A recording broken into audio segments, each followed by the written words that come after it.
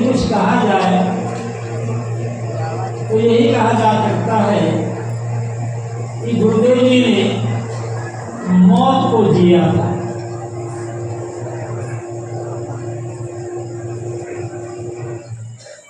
लोग मौत का नाम सुन करके डरते हैं, किंतु गुरुदेव जी ने जब तक वे जिए मौत को जिए और मर करके जिए। लोग तो जी करके भी मरना नहीं जानते,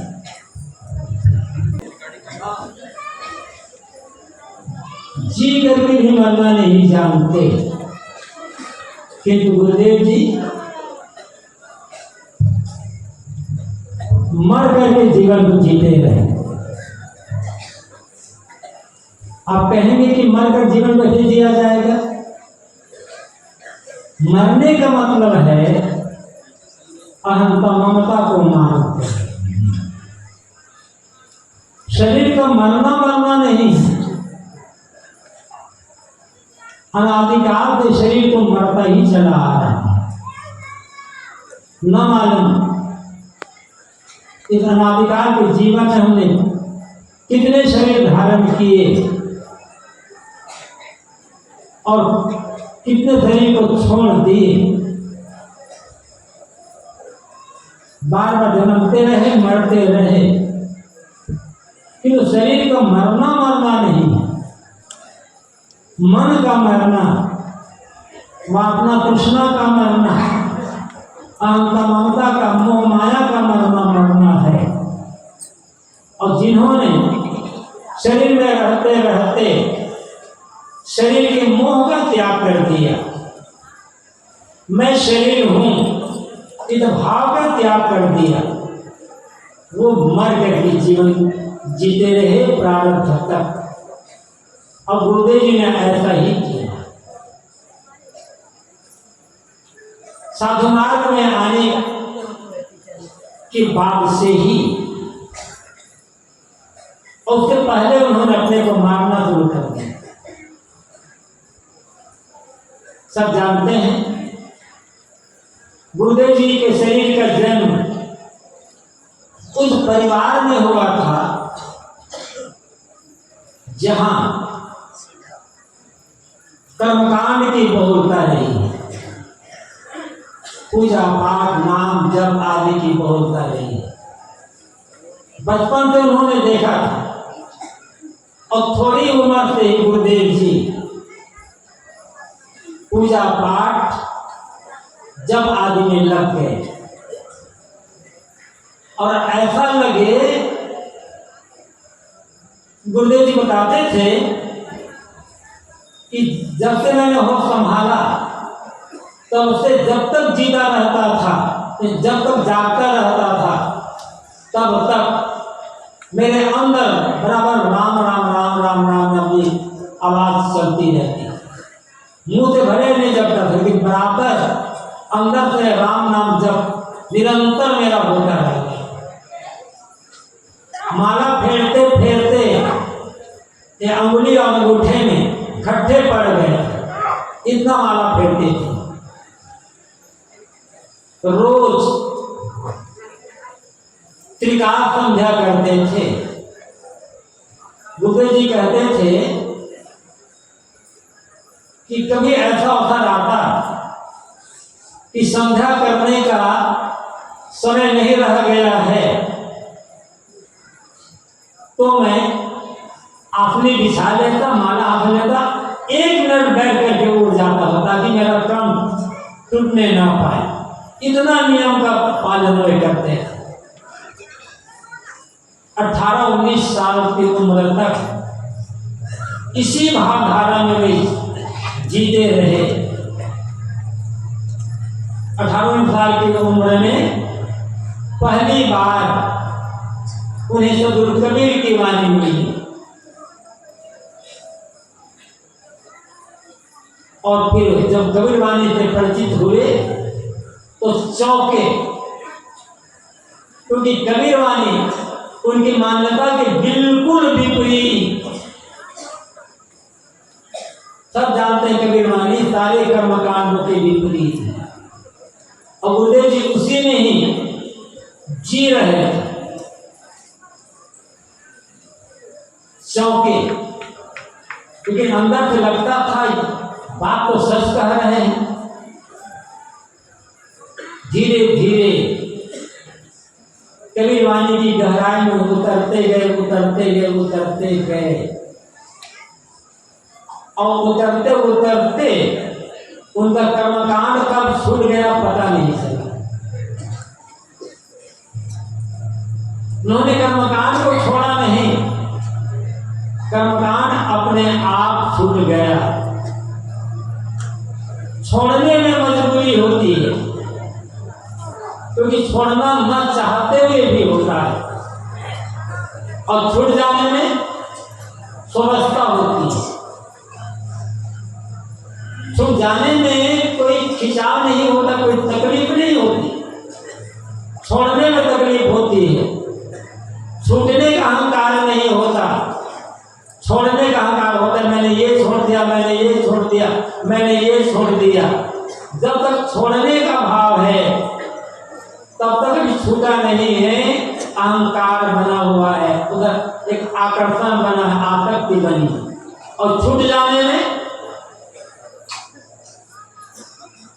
कोई पकड़ ही नहीं।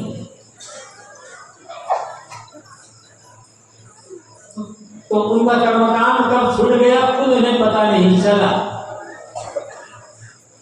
और जब वे कबीर वाणी में रमने लगे तब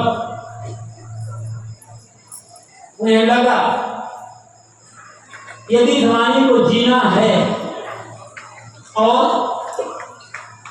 इसी जीवन में पूर्ण कल्याण का काम करना है, इसी जीवन में मोक्ष प्राप्त करना है, तो काम गृहस्थी में रहकर नहीं हो सकता। इसके लिए तो गृहस्थी का मार्ग है अपनाना। फिर गुरुदेव जी बताते थे, मेरा मन इतना परिवार के लिए इतना मोहग्रस्त था कि एक दिन के लिए परिवार छोड़ना बड़ा कठिन जान पड़ता था। लेकिन लगता था इस परिवार का मोह छोड़े बिना कल्याण नहीं होगा, दोनों तरफ था। तो गुरुदेव जी कहते थे, मैं घर का त्याग तब तक नहीं करूंगा जब तक जरा सा भी मोह की एक लकीर बनी होगी। जब पूरा मोह छूट जाएगा तभी घर का त्याग करूंगा। और वही रहते रहते उन्होंने अपने को साधना शुरू किया, और लगभग 21 साल की उम्र में उन्होंने गृह त्याग किया। गुरुदेव जी बताते थे, जब मैं घर छोड़ करके निकला, जिस दिन घर का गृह का त्याग किया, मुझे ऐसा लगा कि कहीं बैठा था और वहां तो उठ करके जा रहा हूं। ये नहीं लगा कि घर छोड़ रहा हूं, लगा कि कहीं बैठा था और वहां तो उठ करके जा रहा हूं, ऐसा लगा। उन्होंने इतना साथ दिया अपने आप, घर में रहते रहते। हम तो मठ में रहकर भी नहीं साथ पाते हैं।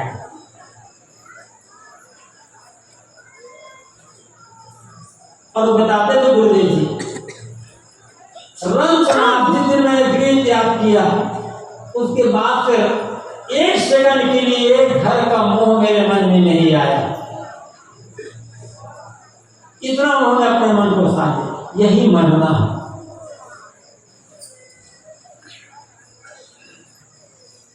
और अपनी 22-23 साल की उम्र में उन्होंने अपनी पहली पुस्तक की रचना की, वैराग्य संजीवनी। गुरुदेव जी कहते थे कि वैराग्य संजीवनी मेरी पहली पुस्तक है और मेरी आखिरी पुस्तक है। उसकी भी बात उन्होंने बहुत सारी पुस्तकें लिखी, लेकिन उन्होंने उस 22 साल की उम्र में लिखा एक छंद है उसमें, रे मौत प्यारी मौत मेरे सामने आया करे। मृत्यु का नाम सुनकर हमारा मन भयभीत हो जाता, हम कांप जाते हैं मौत का नाम सुन करके।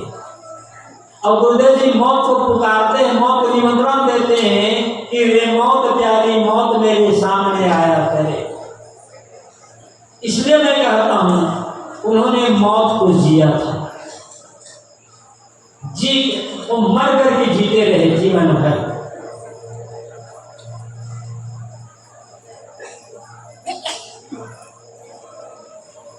क्योंकि उन्होंने अपने को साध लिया था। साधु का मार्ग सहने का मार्ग होता है। साधु का अर्थ होता है मर जाना। लेकिन दुर्भाग्य यह होता है कि हम साधु का कपड़ा पहन करके मर तो नहीं पाते, हमारा अहंकार और जाग जाता है कि हम दूसरों से बड़े हैं, ये गिरा तो छोटे हैं, हम साधु हैं, हम बड़े हैं, अहंकार और जाग गए। जब इस साधु का मतलब होता है सहजता, विनम्रता, मर जाना, और मरना अहंकार का मरना। किंतु हमारे मन में साधु होने का अहंकार आ गया और मौत एकदम मजबूत हो गई। अब पदे पदे भय भी कि कहीं हमारा कोई अपमान न करने पाए। तो मैं कह रहा था इस साधना का मार्ग सहने का मार्ग होता है। और कब तक सहना है? जब तक जीवन है तब तक सहना है।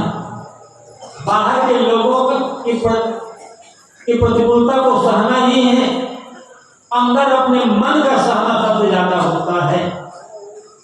जो सहने से घबराता है, सहने से डरता है, वो साधु नहीं हो सकता। गुरुदेव जी लिखा थे वैराग संजीवनी में